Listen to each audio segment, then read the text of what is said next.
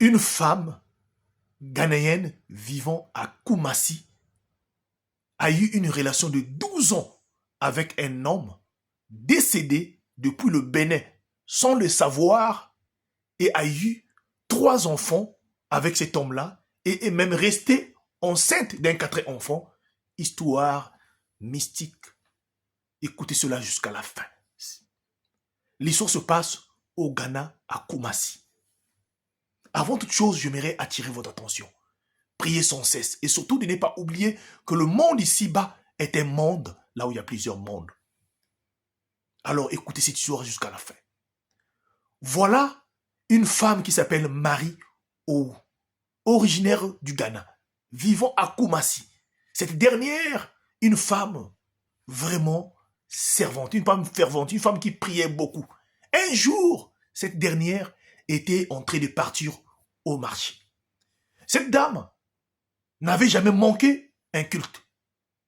Mais un jour où elle partait au marché pour aller faire des courses, alors elle va emprunter un taxi. Et dans ce taxi-là, elle va faire la rencontre du chauffeur qui conduisait le taxi qui s'appelle Nana, originaire du Bénin, mais qui vit à Koumassi, ça fait beaucoup des années de cela. Et voilà, suite à cette course-là, les deux vont sympathiser. Les deux vont commencer à parler, à se communiquer ensemble jusqu'à ce que l'amour va naître entre les deux. Et voilà, depuis ce jour-là, Madame Marie Ou, qui avait une vie élevée de la prière, n'arrivait plus à aller à l'église, ne voulait plus partir à l'église. Elle avait tout coupé. Même dans son église, le pasteur et tout le monde se posaient des questions pourquoi cette dernière ne venait plus. Un jour, le pasteur est venu avec quelques membres pour aller le rendre visite. Mais sauf que quand ils sont arrivés, là où vivait Marie Ou, elle n'était plus là. Elle avait déménagé avec son nouveau mari qui est Nana. Donc, ces derniers n'avaient pas de traces sur Marie. Ils se sont renseignés auprès de ses frères l'ont donné, mais ce jour-là, les pasteurs étaient un peu occupés, ils étaient partis pour d'autres, d'autres occupations. Les mois se sont passés, Marie finit par tomber enceinte, donner naissance à un premier enfant, après deuxième, troisième enfant.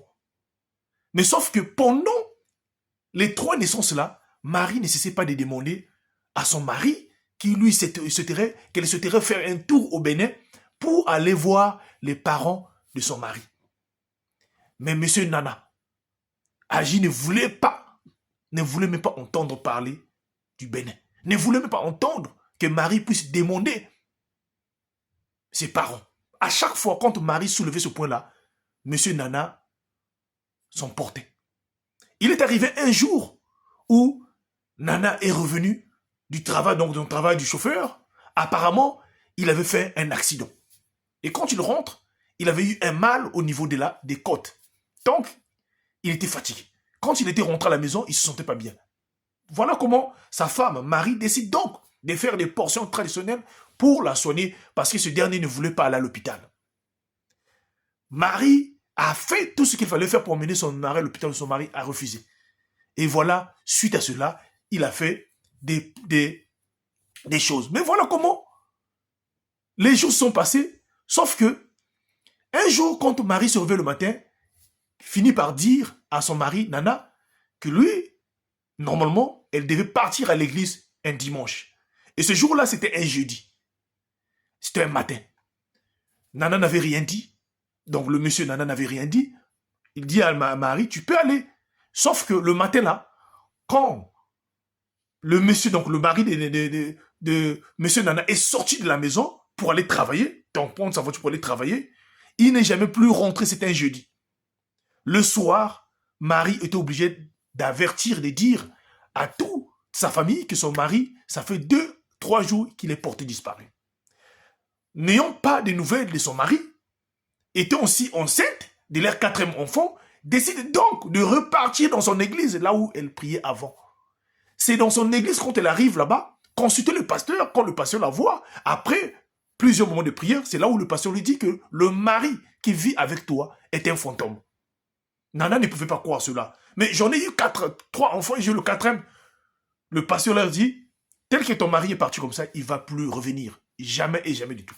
C'est ce qui faisait que ton mari ne pouvait pas te montrer ses parents, car lui était décédé depuis le Bénin. Et une fois je suis venu te chercher, c'est parce que une des sœurs a fait un rêve pareillement à cela.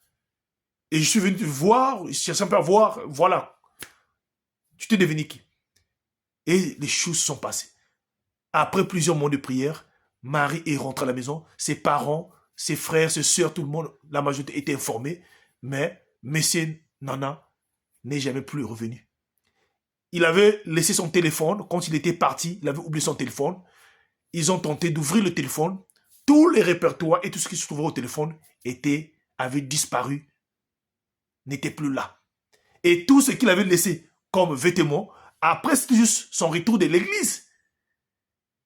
Celle qui a vécu avec un mari pendant 12 ans, tous ses vêtements et ses affaires n'étaient plus là. Voilà comment l'histoire qui avait sévi du côté du Ghana. Et cette dame-là est restée avec 3 enfants déjà nés et un enfant dans le ventre enceinte. Histoire très triste. Partagez-moi cette histoire-là. Ça peut sauver. Faites attention. Surtout priez sans cesse. Quand vous voulez commencer une relation avec une personne que vous ne connaissez pas, d'autres origines, prenez le temps de prier et renseignez-vous. Si la personne vous dit que je ne veux pas vous montrer mes parents, arrêtez cette relation-là. Que Dieu nous bénisse. Merci.